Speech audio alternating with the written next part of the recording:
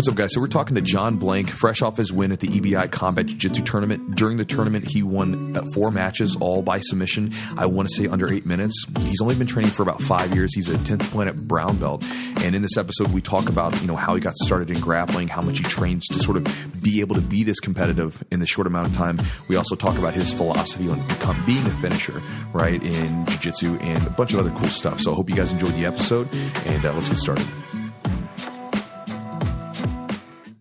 So, hey, John, what's going on, man? Welcome to the podcast. Thanks for hanging out with us today. Hey, it's great to be here. Thank you. Thanks, man. So, first of all, congratulations on the EBI. That was pretty incredible. Yeah, thank you. It was an unreal experience out there. Were you surprised, to get the call to compete? A little bit. My coaches were trying to get me an EBI for a while. The last time they did the 170 EBI, they had a qualifier for that up in Grappling Industries up in Canada, and I came in second for that one. So I knew I was close, but it was still nice to get the call to be in it. Yeah. Now, how long have you been grappling? Because I thought that when we were kind of looking stuff up on you, I was pretty impressed by that. How long have you been doing jiu-jitsu? I've been doing jiu-jitsu for almost 5 years now. 5 years. And so did you do anything previous, any sort of sports background, grappling background previous to jiu-jitsu? Yeah, I wrestled through grade school and high school, so that gave me a big leg up. Okay, excellent. And do you find that the wrestling helped you transition over into the jiu-jitsu? I think it helped a lot with learning how to where to grab somebody to move them properly, how to move my own body, how to manipulate someone's weight, things like that. I think it really did help me with. Yeah.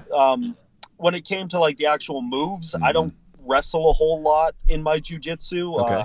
At EBI, that was probably I got 3 takedowns at EBI, and that was probably the only 3 takedowns I have in jiu-jitsu. Huh, that's fascinating because, I wrestled a bit, not as long as you did, but I wrestled. And that was something that, even afterwards, I was always practicing my wrestling. It was something that I kind of held on to. Why is it that you think that you went from, having a wrestling background, getting into jiu-jitsu, and then where, most wrestlers get into jiu-jitsu, they hang on to those takedowns. That's usually a big part of their game. Why did you, I guess, maybe, what do you think, influence you to not do that, to not hang on to those?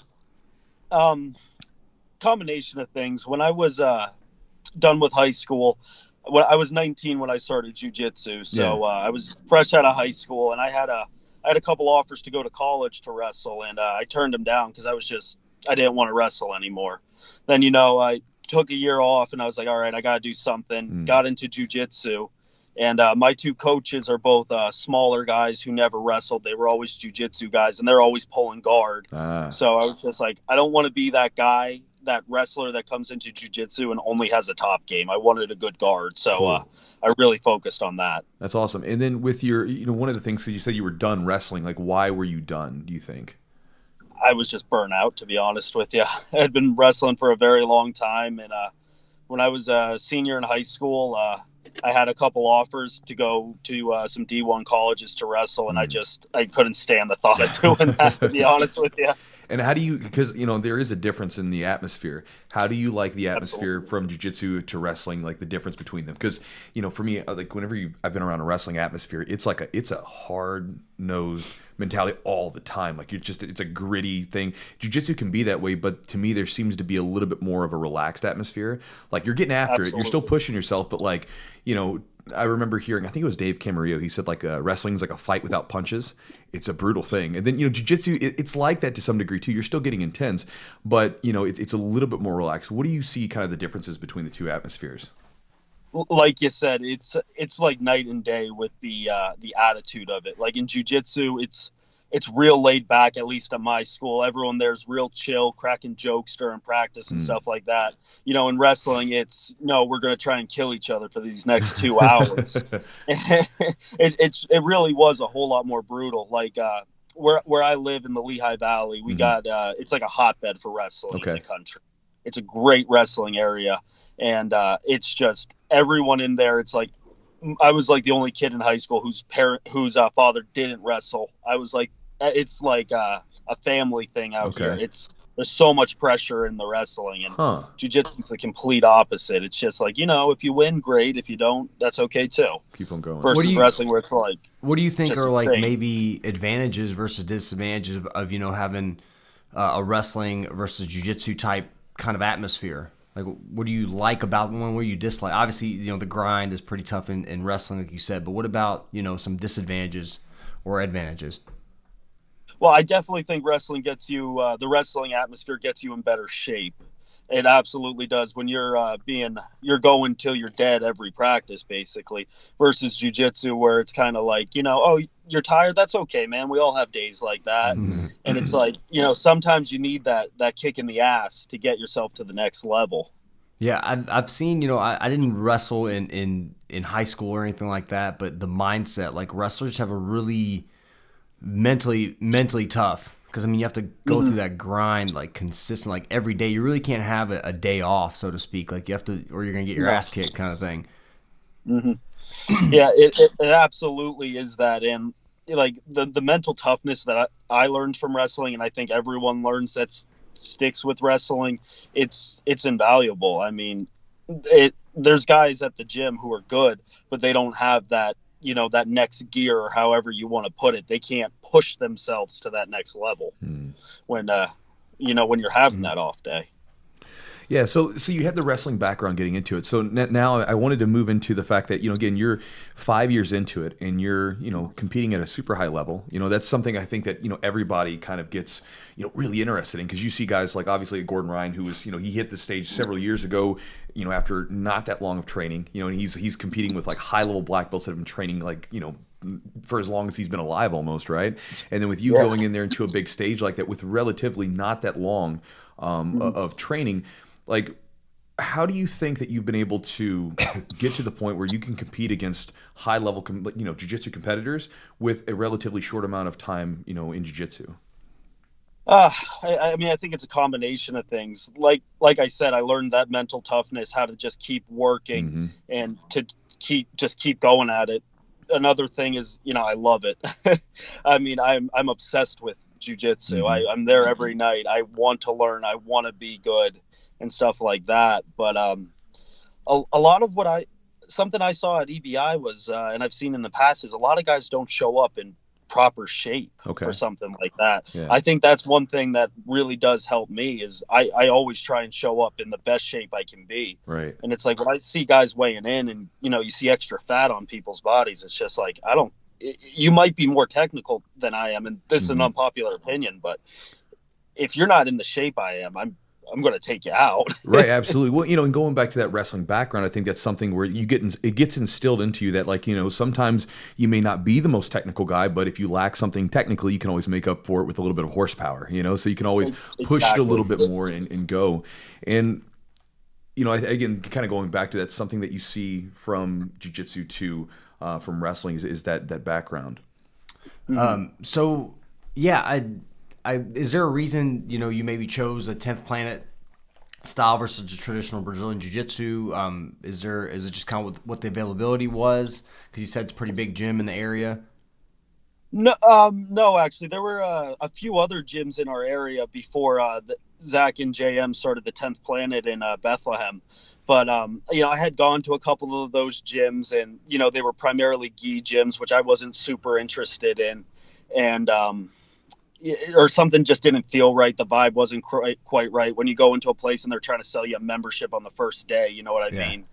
And it's like, I remember hearing my buddy called me. He's like, yo, a 10th Planet opened up, because we had seen Eddie Bravo's videos on YouTube in the past. We went in there, and Zach and JM were like, yeah, just, take a week for free. See if you even like it before we even talk about you signing up. And it was like, it was the right atmosphere. They were doing what I liked, and I just fit right in there. Yeah, that's what you kind of answered my question. I was like, it's probably the atmosphere was right for you. Like, for example, there's a lot of gyms where I live close by, but I drive over like 40 minutes every day, because of the atmosphere, and the training's really good. And we do, I think we probably do 65, 35 gi, 65. We do definitely, I think, more gi classes than no gi. We definitely do no gi, and we do leg locks, and we do all that stuff.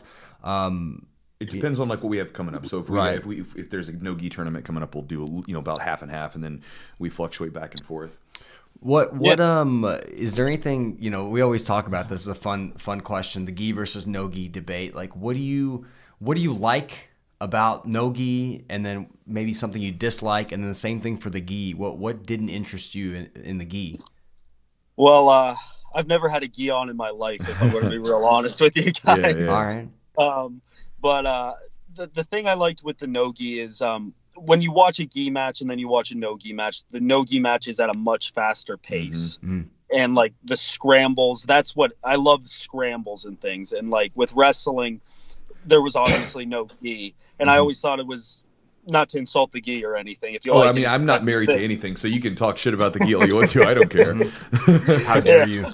I mean, honestly, I like no gi way more. I hate when guys like, because again, from a wrestling background, and then being someone that wants to, I'm in pretty good shape. I always pride myself on that, so I like to move.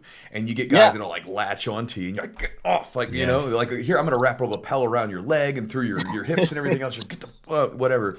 So I totally get it. So if you want to talk shit about the gi, by all means, please do. Don't you dare! I will loop choke some people. No, like he's on the other, like he loves the gi or the no gi, and I love gi. It's just a lot of my game for some reason came real natural. I think when I play more of a bottom game, and so I like the control, the cross collar control. Just something about it drew me to it. So I think sometimes maybe you get attracted to something you're more comfortable doing, or maybe you have more familiarity. So I think you have kind of a wrestling background kind of fed into that gi game, because no gi game. I'm sorry, because nobody could grab onto you. So exactly, it just it kind of just didn't make sense to me. Like, why are we going to put on this this bathrobe basically to grapple?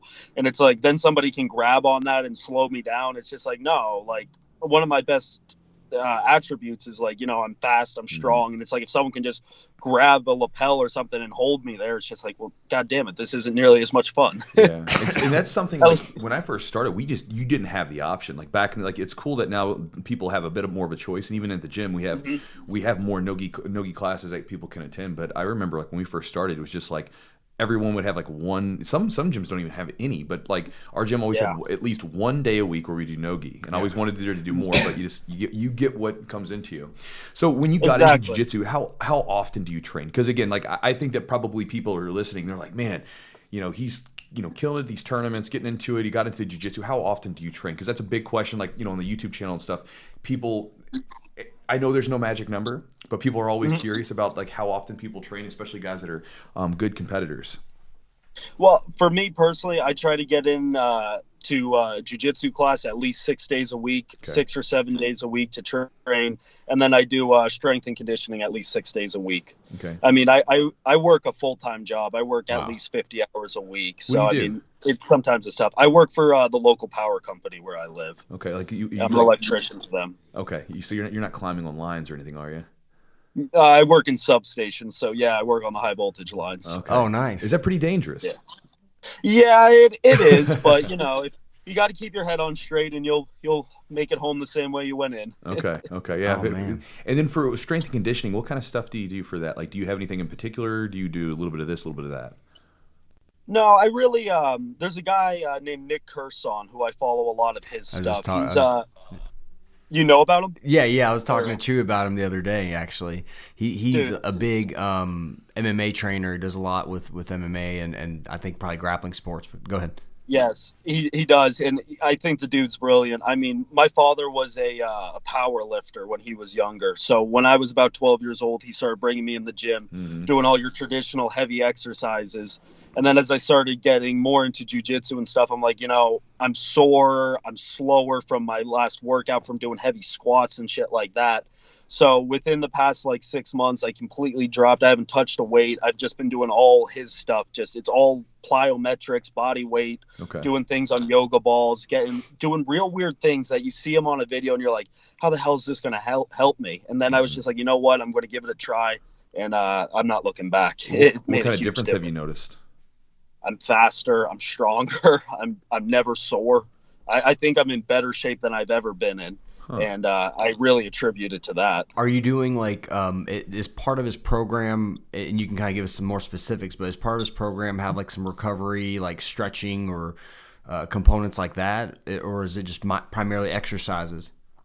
It's a lot of exercises, but when you're doing them, it's all for functional movements. It's not like, oh, I'm going to do a real heavy squat. It's like I'm going to put on a 2-pound ankle weight and use it to use that just a little bit of weight to help open up my hips as I'm doing the movements. And it's you can go to his Instagram page and you can see a lot of his stuff. It's at Speed of Sport, and I got a lot of stuff from that and a lot of stuff from I bought his DVDs online. And it's real interesting when you're doing the motions, because you can feel like, oh, okay, I'm building the range of motion in my hips. I'm doing the same in my shoulders, and it's like it's all just building up fast twitch muscle fiber, and I really think it made a big difference.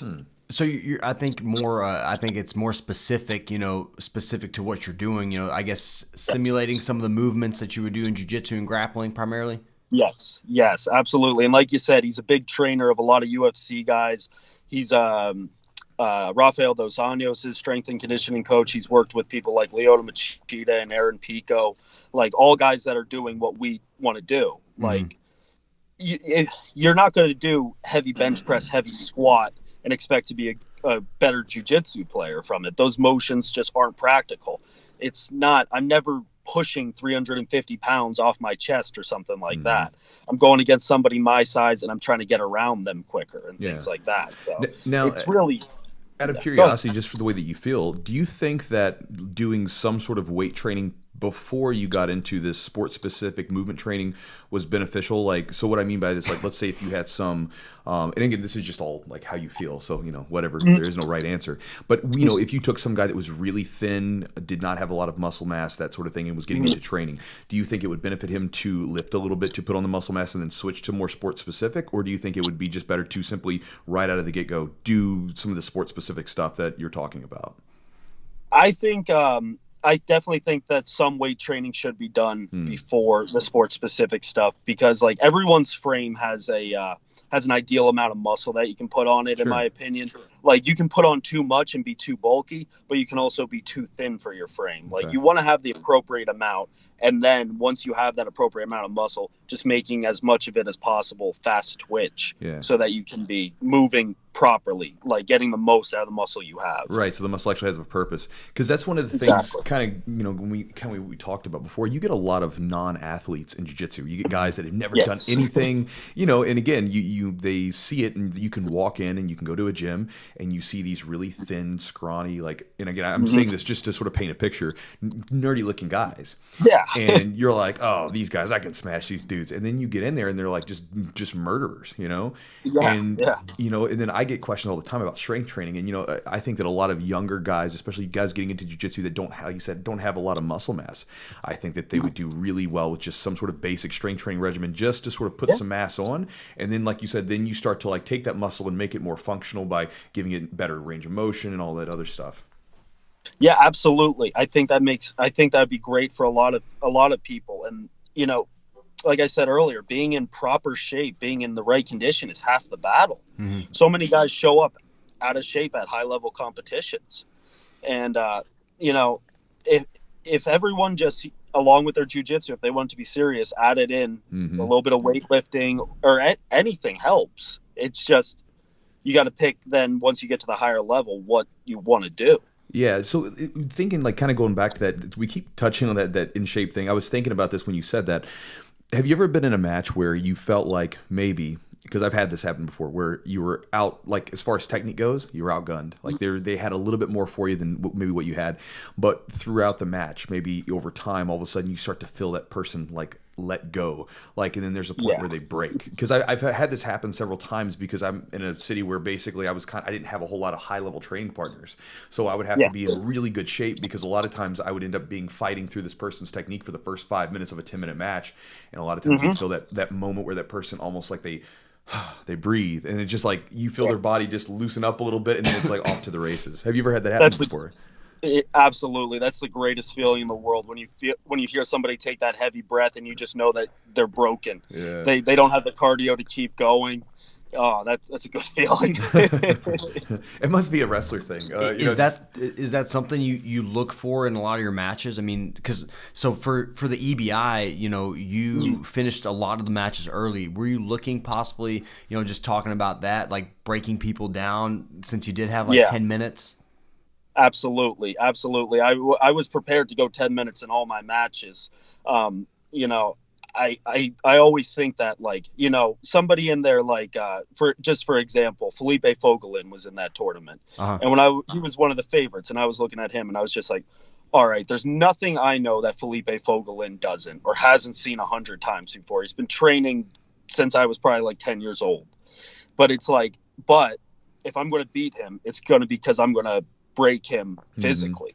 I'm going to keep him going till he gets tired. And he was one of the guys I was kind of like coming up with a game plan for. And it's like, that's what I got to do sometimes. You got to just keep gunning, even if you're letting them attack, letting them get tired. Eventually, you're going to be able to break them if you have the better gas tank. So let's talk a little bit about kind of what was your game plan? Like, let's talk about your training building up. So how early did you find out about that you made it into the EBI, and then how much time did you have to train, and what was the emphasis and the direction of your training? It was right around the 4th of July. I remember I got the email saying that I was going to be an EBI, and originally I was supposed to just have one super fight match in between the rounds. And then as soon as I saw that, I thought to myself, somebody's going to pull out. I'm going to get on the main card. It's going to happen. I'm going to be in the tournament. So right from then, I don't have an MMA background or anything either. I was going to ask that if you had some sort of MMA fighting background. No, not at all. Have you ever done any boxing? No, never thrown a punch in my life. Yeah. so I'm curious then. So you were getting ready to go to a tournament where they can slap you a little bit. If you got into a situation, I mean, like were you practicing this at all, like in your gym? Were you like practicing with the hand strikes and stuff, or were you just like, screw it, I'm gonna like grapple these dudes?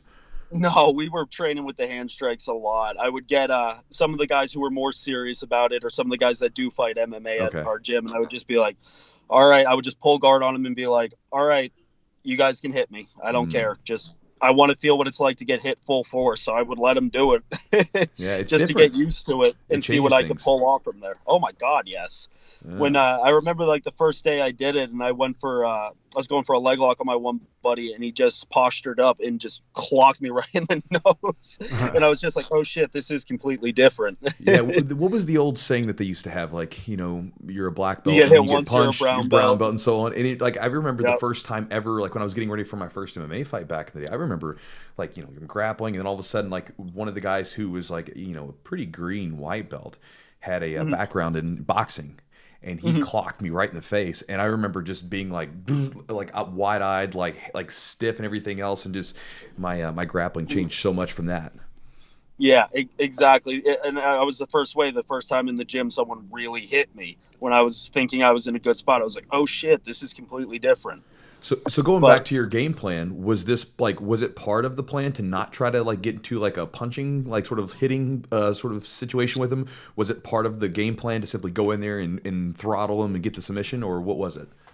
To be honest with you, me and my coaches that talked about it, we were open for both. I wasn't opposed to throwing strikes at all. I mean, I went through that whole tournament without throwing a single one. It just happened that way. Yeah, I mean, like, is there any reason why? No, it just worked out that way. Yeah. You didn't just want to slap the shit out of somebody. It was your chance. I'll tell you what. Somebody. There was this one point in my semifinal match with Kyle Chambers that I was in Z-guard and I had the underhook, and I was looking at him, and his nose had already been bleeding earlier in the night, and I was like, I could just clock him so hard right now. And I just looked at him and we locked eyes for a second. I was just like, I can't hit this guy. I don't know. I just didn't have it in me. He would probably hit you though. He tried to hit you, didn't he? I think he did. A bunch of guys. The first match I got hit a couple times. Secor hit me a couple times, but it was just like, I don't know. I was just looking at him. I was like, I didn't have it in me. I couldn't do it. Really? You were like the Dan Severn. I don't know if you guys remember, like the first UFC that Dan Severn was in, he did not throw a single punch until the very last match with Royce Gracie. He basically just out-grappled everybody. Yeah. And was like slamming them and choking them. So.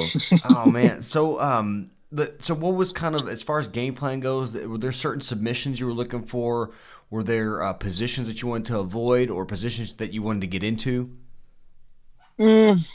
Not so much positions, but like before each match, I'd be like, eyeing up the guys, and because the bracket wasn't released to the day before. But it's like, so like the first match was against Tamden McCory, and long, lanky guy who has who was in the UFC at one point. So you're fighting a guy with a substantial MMA background.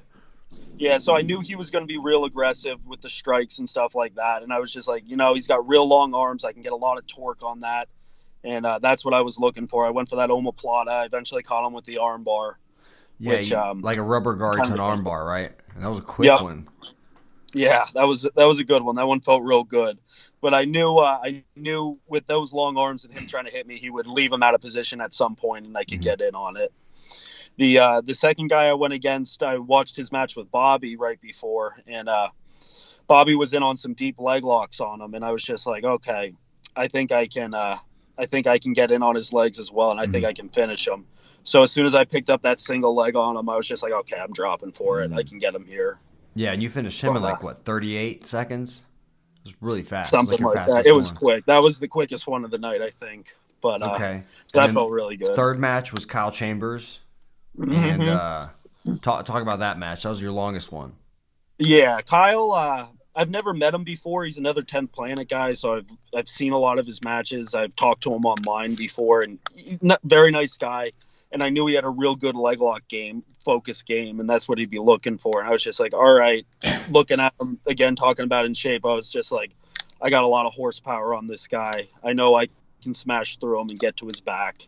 And that's exactly what I did, and it worked out well. He defended a lot of stuff well, but once I got there, I was just a little too physical, I feel. Okay. And then your finals match, Matt Secor, another guy that was a UFC background, I believe. That I think he liked to throw strikes. He threw some strikes, man. He was really heavy with that. Yeah, he was wailing on some guys during the night, and I caught that guillotine on him. I wasn't planning on that, but I hit him with that little throw, and I saw his neck open, and I just jumped on it. That was my favorite finish of the night, not just because it was the finals, just because of the way it happened. But that one felt really good. Now, when you got hit with the palm strikes, right, or the palm strikes, open hand strikes, how did it feel? Did it hurt? Did it just kind of it's okay? What was it? When Tamden hit me in my first match, it I don't want to say it rocked me, but it rattled, jarred me a little bit. Yeah, it was just like, oh shit, I'm in a fight right now. Yeah. But the rest of the time, I didn't really feel them. I would get hit, but it didn't. I don't want to say it didn't faze me, but it wasn't that bad. It really wasn't. I think it's like the first punch of an MMA fight. I know that fighting, there would always be that first punch that you'd get hit with. And I remember feeling that, and it was almost like that first punch hurt a little bit, but then afterwards you're like, okay, I'm gonna fight, and they're gonna hit me, and it's gonna be okay. And then, but afterwards you'd get hit, and you'd feel that thud, but it didn't have the same sort of almost like singeing pain that you had on that first one, because he kind of woke you up a little bit. Exactly, the adrenaline kicks in, and at that point you're not feeling anything. You'll feel it the next day.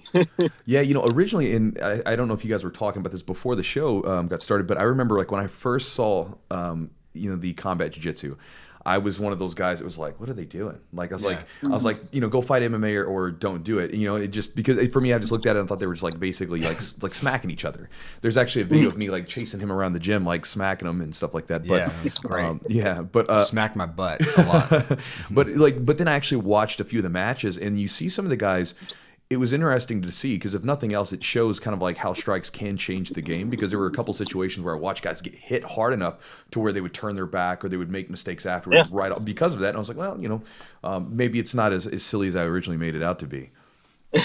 No, I agree with you. I had kind of the same thought, but my one instructor is J.M. Holland, and he did the first combat EBI. Okay. He had the first match against Chad George.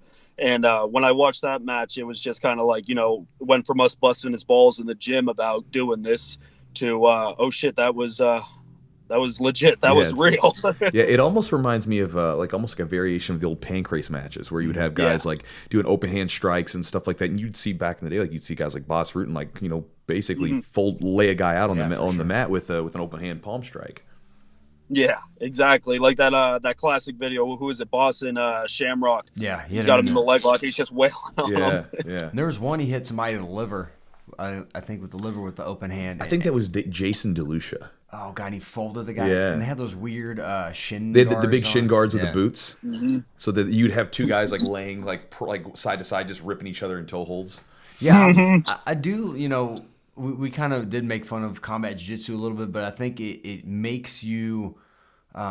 It keeps you honest is what I always come back to. Exactly. It keeps you honest. Like you can't do some bullshit stuff where maybe go inverted, where your head's just peeking out and you don't have your arms aren't there to protect you. You know, it keeps you. You're gonna avoid certain positions. You know, sometimes when you go even in a deep half or something like that, your head can be kind of exposed there, and you got to be pretty careful. Well, and if nothing else, it's just a different variation. I mean, some of us, some of us wrestle around in spandex, and sometimes we wrestle around in bathrobes. So why not throw some palm strikes in there from time to time? Hey, so I want to ask you about your Hinach.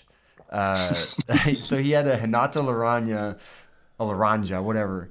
He had 25. Is he 25-time world champion? 25 times. He had a rash guard with his face on it. Tell me about that. How did that come about? Because that's awesome. Well, he sold them on his Instagram. It's just a picture of him on the front. It says Hinach. It's his face. And then on the back, it's got a picture of Vinny Magalhaes with a big X on it. So why did you wear that? Well, I don't have any sponsors, so I said to my one coach, I was like, "Would you be pissed at me if I just wore this?" And he's like, "I don't care what you do, John." So it was just kind of a joke that I threw it on for this. My one buddy had been saying before, he's like, "You got to wear that one. You got to do it." It was nice. And people loved it. So now, did you already have the rash guard like previously, or did you just purchase it for the fight? No, I bought it a couple months ago before I even knew that I was going to be in EBI, and then it was just like I brought it out there. I was like, "Yeah, this feels right."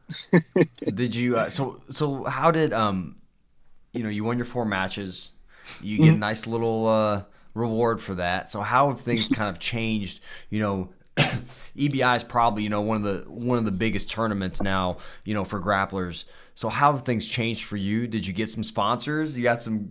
You better hope maybe Hinato has sponsored you or something. Yeah, he gave me a shout out on his Instagram at least. But no, I've gotten a couple sponsorship offers, and I'm trying to figure out what direction I'm going to go with that. I've gotten a lot of offers for free gis on Facebook. Free gis? Free gis. Yeah, great. Like, yeah, you're like, I don't know where this damn thing. So many messages just like, "Hey, do you need a gi sponsor?" or something like that. It's just like, dude, go away. Someone's going to pay you a lot of money someday, and you're going to be sitting there wearing your gi on like for some Instagram post. You should do that. This is the bathrobe I like to wear when I'm grappling. Yeah. So what are your plans now? Like, since you won the EBI, you want to win it again? Do you want to you want to win? Do you want to like do a non-combat no strikes? You want to try one of those? I would love to do a non-combat EBI. I would have preferred to have done that, but I did the combat one because that was the option I had at the time. Mm-hmm. So I would love to do a non-combat EBI. I'd love to go back to EBI. Eddie just announced that they're switching up the quintet team for 10th Planet. Yeah. Wouldn't mind getting on that. Did you watch that, the Quintet 3? Did you happen? Yeah, I did. Did you catch it? I haven't watched it yet. No, dude, I thought the format of it was awesome. And then the way it works, because it's basically you have these teams, and let's say that like I'm person A from team 2. If I go against I can potentially beat all the other guys. You can beat all the other guys and be done. And then here's a nice thing. Nice thing is if there's a draw, both guys are out. So, and then some of the shit was kind of weird. Like people would be in a good dominant position, and then they would stand them up and like give them a stalling or whatever. I was like, yeah, because they can't close guard, right? No, I think they can. Well, there were some. Yeah, they can close guard. I couldn't remember. I remember they said they kept doing something more about stalling. They kept standing up, man. Like somebody would have a really, maybe even mount. I don't even know if that exactly was the case, but they'd have like a mount and they would stand them up. I'm like, what are you doing? Like, yeah, they were calling stalling really quick, right. In positions that I was like, what the hell are you doing? Yeah, and you get 3 stalls and you get kicked out, or you get DQ'd, disqualified. Yeah. Do you remember how they got the order? Was it random, or do they go by weight classes? No, each team's allowed to pick their own order, and they don't know the other team's order.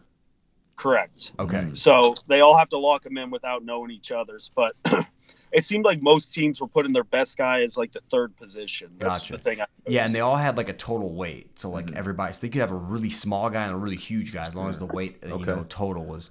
I thought it was kind of cool.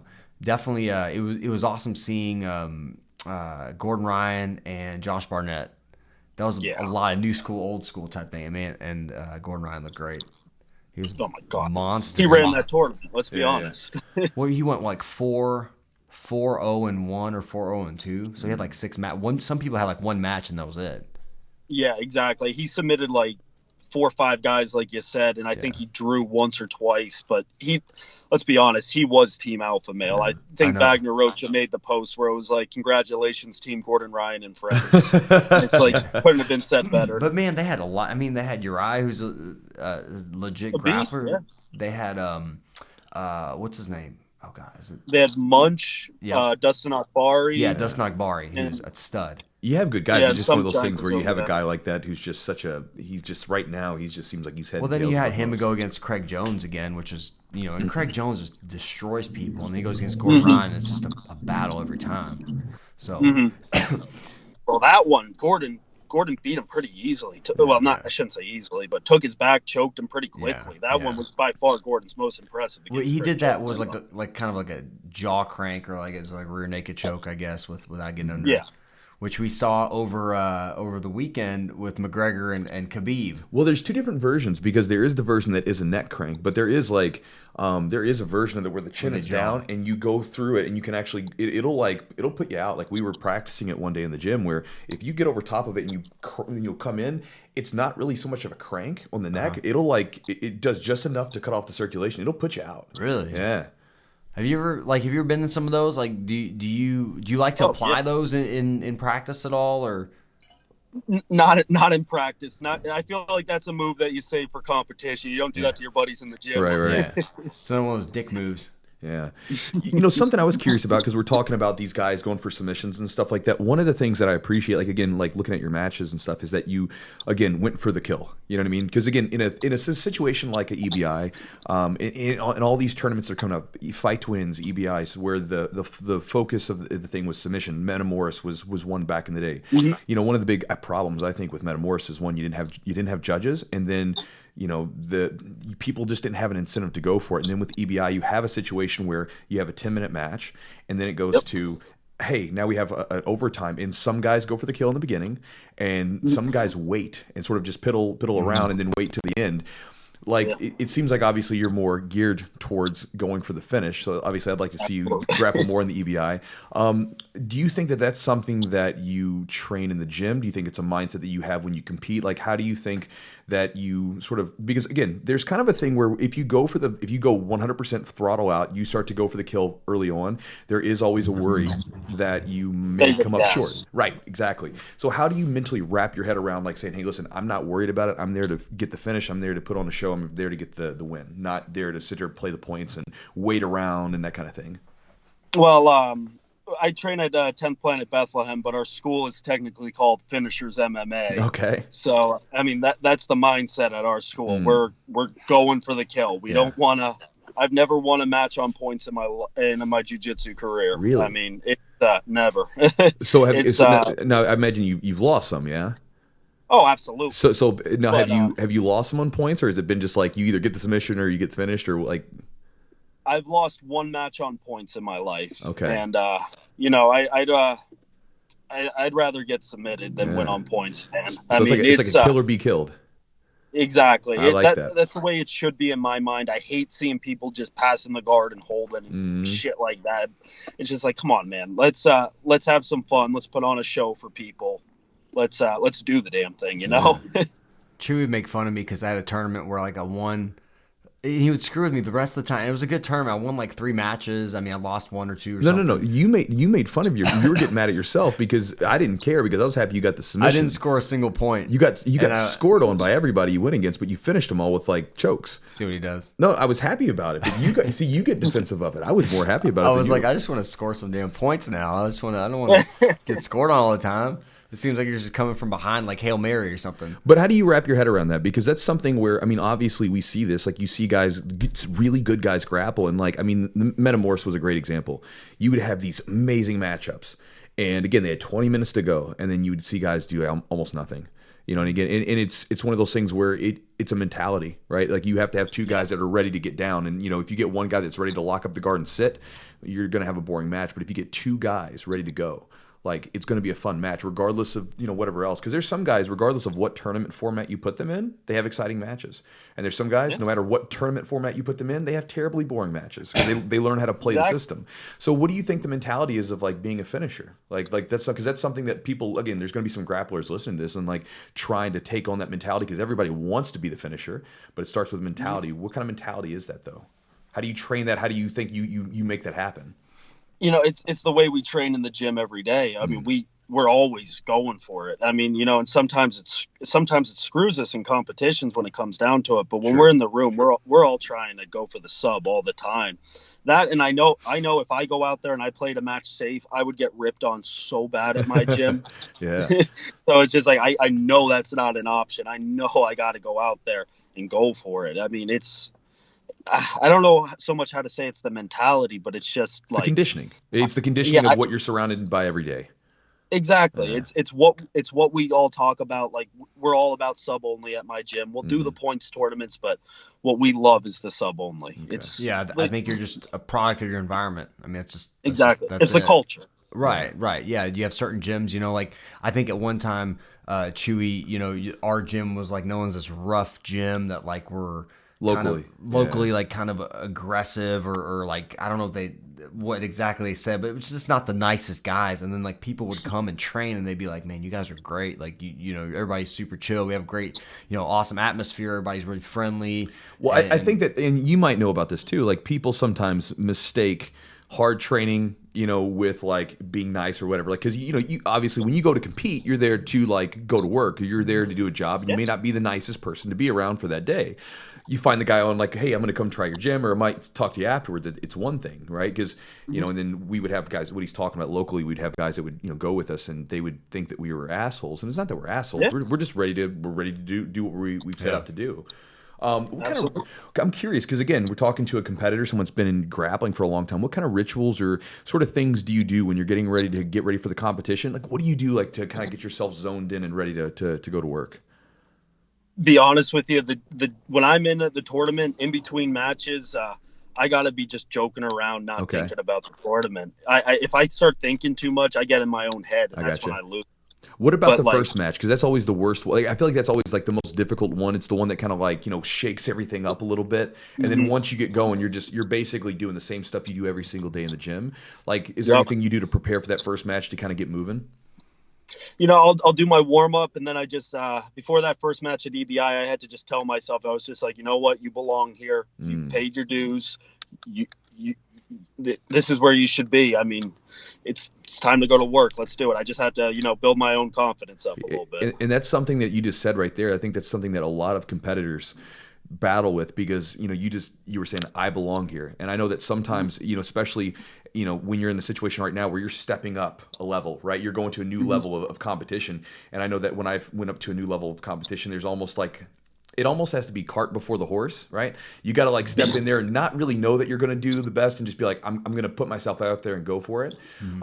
Is there anything that you did to overcome kind of that feeling of like, man, like I'm with all these guys that have been training a long time, or you're in this new, like new stage? Like, is there anything that you did to sort of combat that negative sort of, those negative thoughts that sort of seep in, you know, right before the competition? It's tough to get those thoughts out of your head, man. It really is. But you know, I was lucky enough that a couple of my teammates and my coaches were out there, and, you know, I saw their faces and how they were talking, and that's what really got me through it. That's what really boosted my confidence, seeing that they believed in me. Do you know, that helped. So about like day of the tournament, you know, how do you prepare? What do you like to do for a warm up? And then, you know, maybe some things, is there anything you're telling yourself, like any kind of mantras or anything you like to kind of repeat to yourself? You know, like you said, I belong, but other than that, like, are you just focusing on your abilities, or are you trying to keep your mind away from the match? What are you doing? Just like you said, try to keep my mind away from the match till the last possible minute. get a little warm up in. I like to break a sweat, get a real good stretch in, and then it's just you gotta just go out there and do the damn thing. No, yeah, I really, I think there's something advantageous about getting that, like you said, first sweat in. Like I like to kind of do some sprint work actually out away from where the tournament is, because I like getting my heart rate up and getting it down, and heart rate up and down. I like just getting my body acclimated to that. So that's one thing that I've done that's worked for me. Chewy, what do you like to do? Anything in particular? Man, I mean, there's some different banded stuff that I like to do and different plyometrics to kind of get everything going. But just the big thing is I should be able to touch my skin and be sweaty. You know what I mean? Like I've seen guys go out to competitions, and like I've had to like sit down and actually do classes like with the guys in the gym. Like, all right, we're going to go through a warm up on how to get basically here's how to get warmed up for a competition, because you'll have new guys sit there and they're just watching, and they'll be out there. That's a great idea. Yeah, exactly. Just sit there and watch, and by the time they finally get out there, they're exhausted. They haven't been moving. They're not sweaty. So I mean, like one of the big things I do is I'll do all my warm ups, and people can do different ones. It all depends on the person. But man, you should step out on the mat and you should have a nice glaze of sweat on you. Yeah. You shouldn't go in there like cold.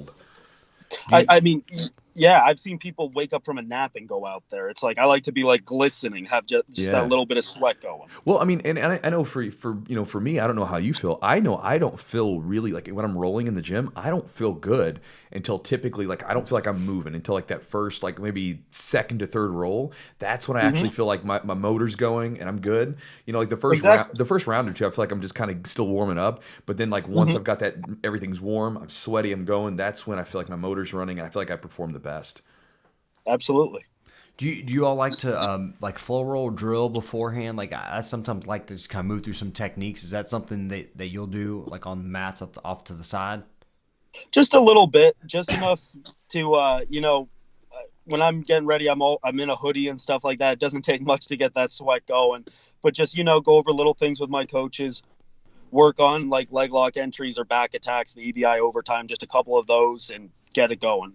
Yeah. But now after the tournament, because I mean, just a jiu-jitsu tournament in general can you can get beat up from doing a bunch of matches from that.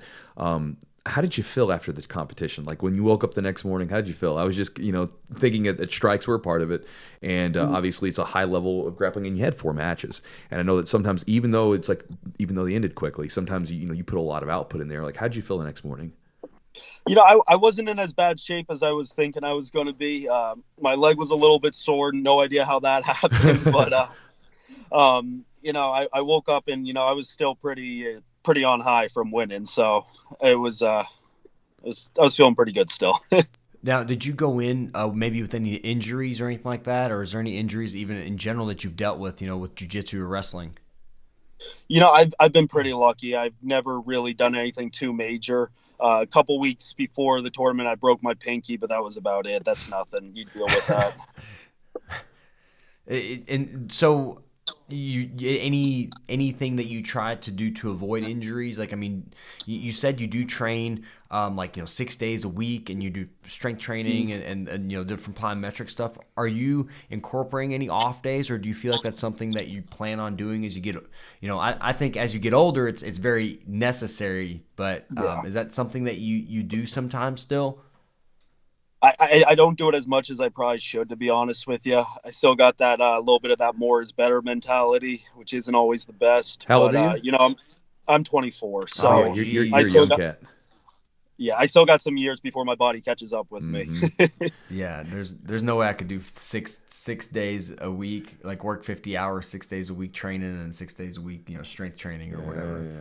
I remember I was doing the same thing back then. I was fighting MMA, and then I was working. I had a job between 40 to 60 hours a week, and then going into the gym and putting in 3-4 hours a day all the time. And it's you can do it when you're young. It's not too bad. Exactly. One day it's going to catch up with me. John, though, do you think that's imperative to get to the level that you're at, though? Like that much training? I mean, do you think that's necessary? Hey, the guys that I want to be going against are training a hell of a lot more than me, so I got to put in the work when I can. Mm-hmm.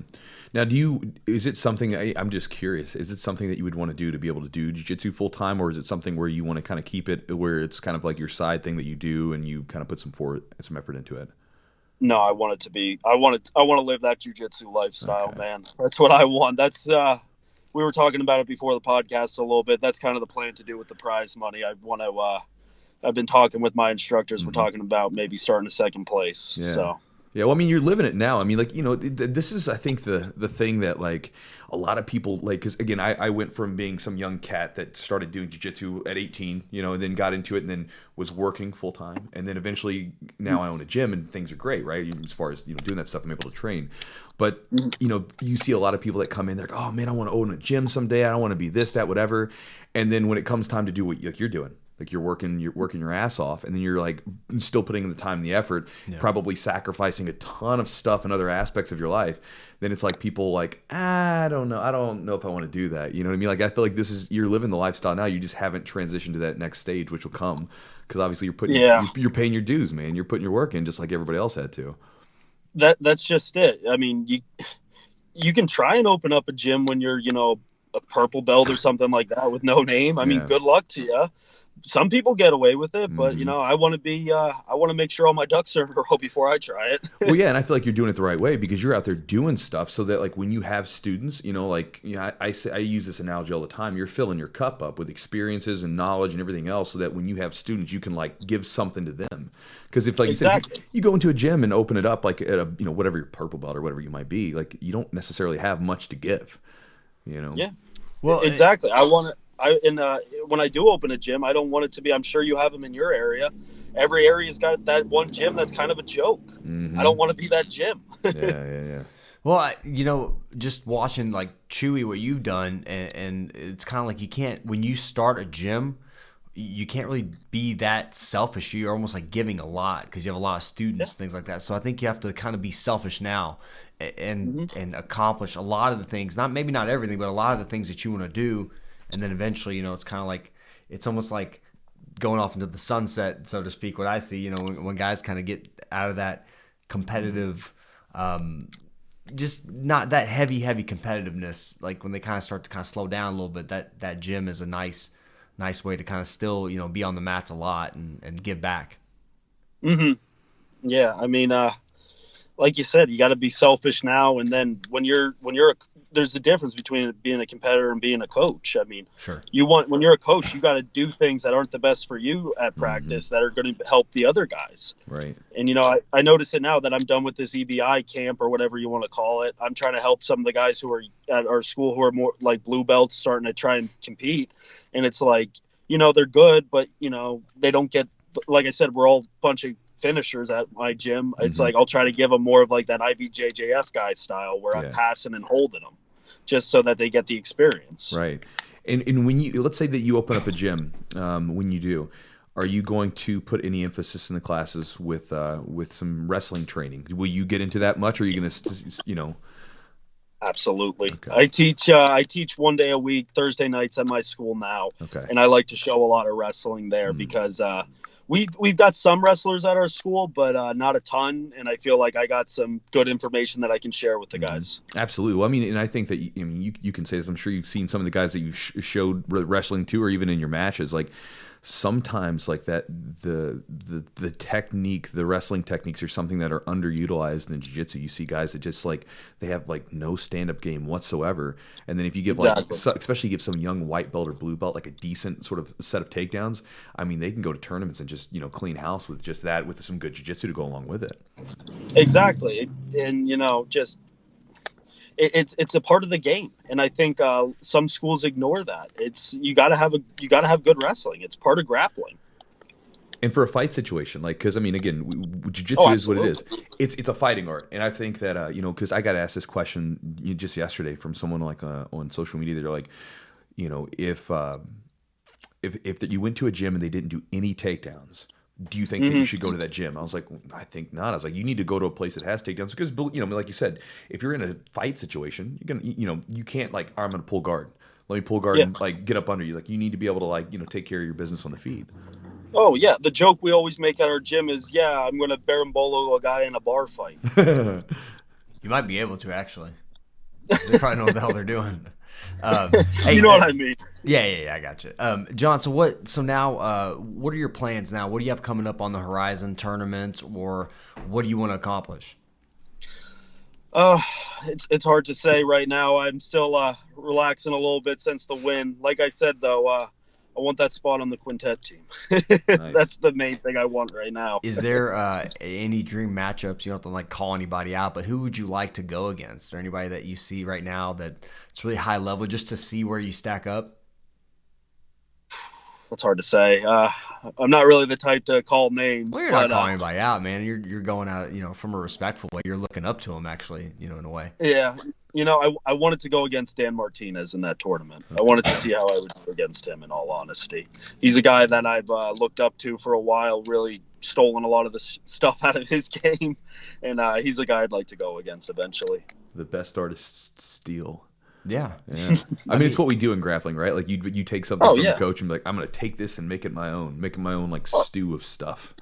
Every one of my moves that I have, it's just like, okay, I stole this from, I saw Gordon Ryan do this. I saw Gary Conan do this. It's there's no original thoughts in jiu-jitsu.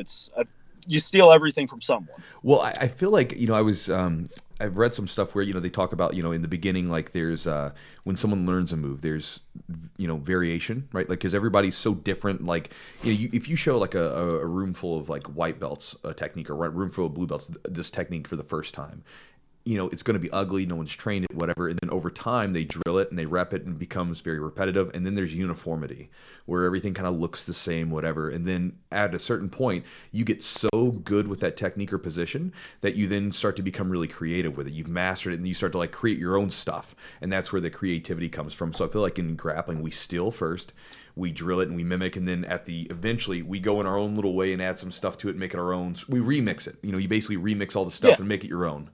Yeah, I feel you 100% on that. You get the base concept and make it your own, just like you said. I couldn't say it better. What do you have any kind of go-to like techniques that you feel like that you've made your own that are you feel like are top level signatures? Maybe you're not from the tournament. We can't really tell because you did 4 different things. But like, what's your kind of go-to in the gym or even at tournaments? Is there something you look for? I'm always looking for the back, to be honest with you. That's the number one thing I look for. I feel like if I can get on someone's back, I can finish anybody. Is there anything? I'm interested. Is there anything because they got that down on her desk squat, kind of that back take system. Is there anything you see that they do that you kind of like, or you've seen effective, or you maybe even taken used yourself? We've stolen a lot of their stuff. They're pretty close to us. We see those guys a lot at competitions, and the way they trap the arms and stuff like that, we do a lot. I don't mean to be rude, guys, but my phone is just about dead. Awesome, I wanted to let you know before. Thank you. Chewy, you got anything? Man, I was just curious. Before you go, have you ever used your grappling in a fight before? Never been in a fight. Perfect. I hope I never am. Perfect. Good. All right, and John, if anybody wants to get a hold of you, how can they reach out to you? Hit me up on Instagram. My name on Instagram is JON_Thor_blank. John Thor blank. How'd you get Thor, by the way, before we go? How did you get that? Used to have really long hair. It's been falling out over the past 5 years. That's awesome, man. All right, John, man, we appreciate it so much. Thanks for your time. Best of luck. Thank you so much, guys. I really appreciate it. Dude, take care, brother. Our pleasure. Thank you. And that'll do it for this episode of the Jujitsu Podcast. Thanks again to our guest, John Thor Blank, for hanging out and talking about his recent EBI victory. And guys, if you haven't yet, head over to iTunes, subscribe to the podcast, and leave us a 5-star review if you love the podcast. We really appreciate it. Thanks again, and we'll see you next time for another episode.